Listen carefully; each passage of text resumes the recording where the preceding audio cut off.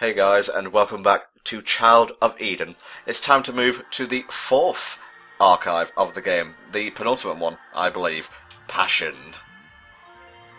So I absolutely adore Passion. It's very off-kilter in comparison to the three archives that we've already experienced, but I think because it's so unique and because it's surprisingly fast-paced, I just love it. Well, it's such a strong human emotion, I would be surprised if it wasn't. See, it's almost like a supernova to begin with. Well, yes, I mean, the entire point of this particular level's themes are it's the evolution of technology.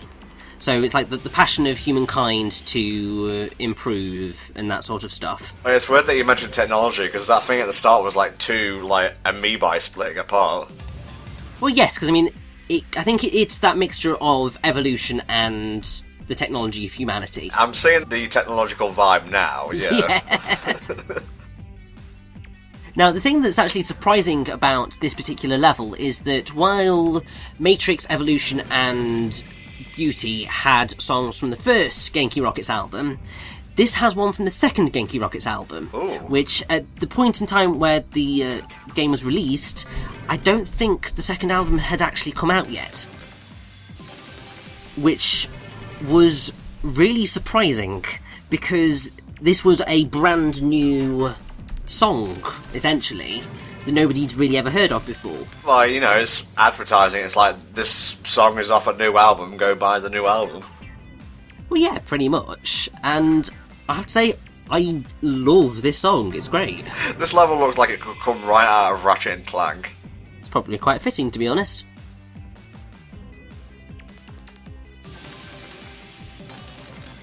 But yeah, you're going to start to hear kind of like electric guitars in this, and it's so cool.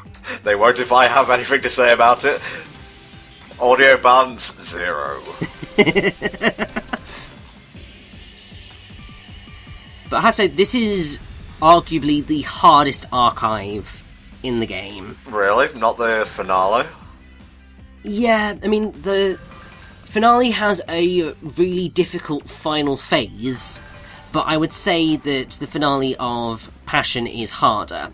I mean, technically the hardest archive in the game is the bonus archive that you can unlock after beating the game, but I like to pretend that one doesn't exist.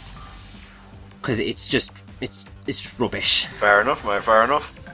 I'll tell you one rhythm game that I forgot to bring up last time, you may have played it, you may not, is a game called Bit Trip Runner.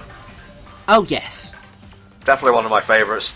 Great music, wonderful visual style. I haven't actually gotten around to playing the second game, but they moved from 8-bit or whatever to a full 3D, or something akin to full 3D, and it looks great. Whoa, what the fuck is going on here? Planets are attacking each other and it's rather cool. Okay, didn't realise we got a friggin' sneak preview of the new Dragon Ball Super arc. Yeah, now they've transformed into running human beings, because why the hell not? Now, if you want to get through this particular section as smoothly as possible, defeat the purple guy first, and then attack the fiery guy. Okay. Because if you try and... Well, the only way of beating the purple guy is to use the tracer on him. The only way of beating the purple guy... the fiery guy is to use the Octolock on him. So, if you're trying to beat the fiery guy first, there's the chance that you will accidentally catch the purple guy in your Octolock, and it'll just be a bit of a waste.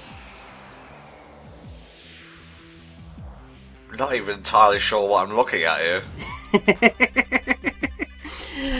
I don't think you're really meant to, but this particular tunnel is very effective at showing the whole technological bent. Because you have the steam train kind of transforming into a bullet train before your very eyes. Ooh. And you're going to get, things transforming into planes, and... Oh, it's wonderful. Choo-choo, all aboard the hype train.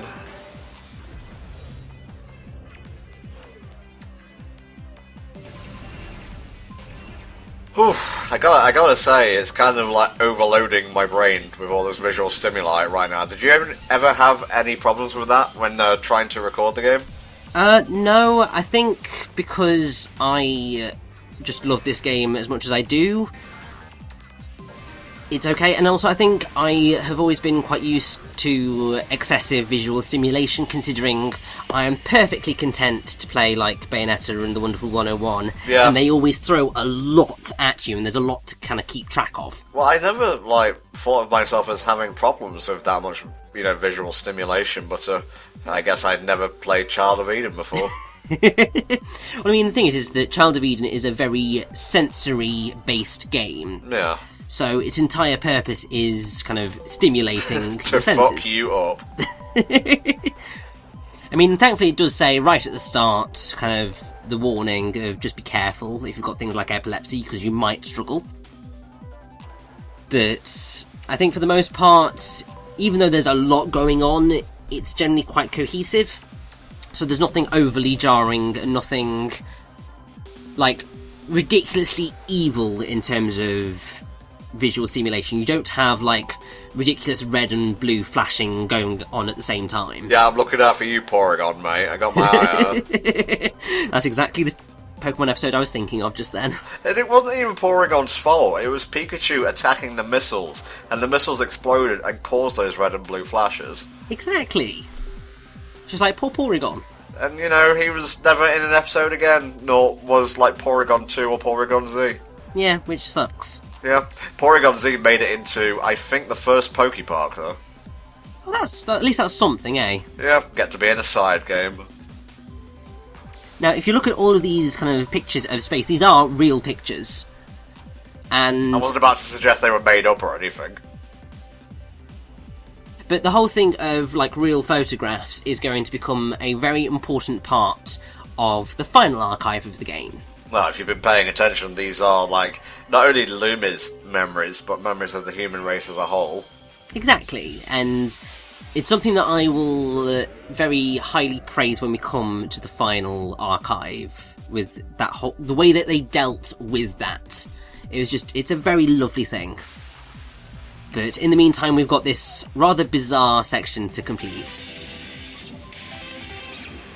Isn't this what happened when, like, Tony Stark was trying to piece together that molecule in the second film? I don't know, if only because I've not watched Iron Man 2. Thankfully.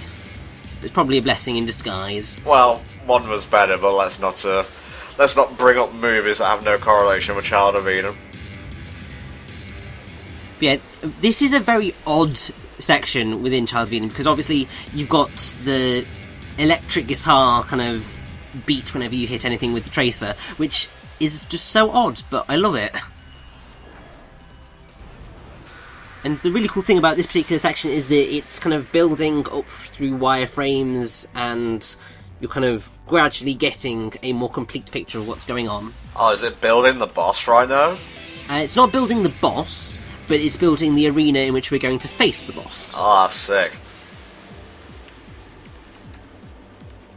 And it is most definitely rather challenging. If I may bring up, make mention of a particularly awful YouTuber. They attempted to play Child of Eden, and they got to this boss, and then they gave up because they failed miserably at it. Okay. Tom, you probably know the name of this YouTuber, but we will not mention it here because we don't want to give them the publicity. No, I make a point never to mention people by name if I can help it. But, I mean, it is kind of mean the way this game deals with death. So if you lose all of your health in any archive, then you kind of get a game over. It'll kick you out of the archive, and you will have to do it all over again. So obviously, if you get to the end of, say, like the 11-minute archive, as this pretty much is, you will have to do those entire 11 minutes over again. Well, that's fine. For a second there, I thought you were going to say you'd have to do every archive all over again. Yeah, I mean, they're not that mean, it's just that you've got to do the single archive again if you failed. Which, to be honest, I think is a reasonable way of having the challenge. Oh. Because it's not excessively mean, it's just like, well, if you died, you died. It's just like if you had to start over from a checkpoint. And there's no real decent places within the levels of Child of Eden to give you checkpoints. I mean, I suppose there's like in the middle, whenever you switch from area to area, you could do it then, but it breaks up the flow of the level, and I think that would just dampen the experience, because you need to have the entire level in one fell swoop to get the full effect. Well, you just gotta follow that age-old adage of get good. And here we go for the most wonderful boss fight ever.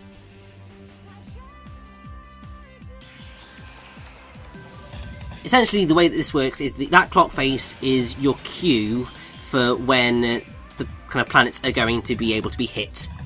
So when the clock is purple, you can only hit the purple planet, and when it's kind of red, you can only hit the fiery planet. So you're switching back and forth between different attack patterns? Yes, essentially. Now, if you want to get the highest scores, generally don't try and fire at the purple planet, because that's just going to give you a rubbish score. You need to wait for the fiery planet to turn up and then launch your attack. It's okay to say red planet, you know. I don't know, it's just because it's fiery. My brain goes for that instead of red. But you don't say black currant planet? True. I love how I say something so stupid you don't know how to respond. Now, I have to say, the one thing that makes me really sad about this particular run of Passion is that while it's going to be 100%, it's only going to be 3 stars in the end.